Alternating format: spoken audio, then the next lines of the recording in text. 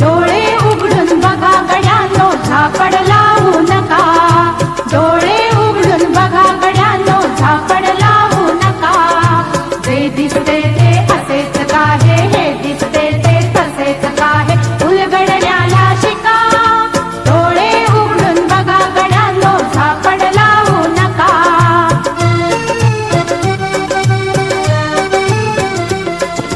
भोवतालीचे विश्व कोणत्या सूत्राने चाले, कोण बोलतो राजा आणिक कुठले दळहाले.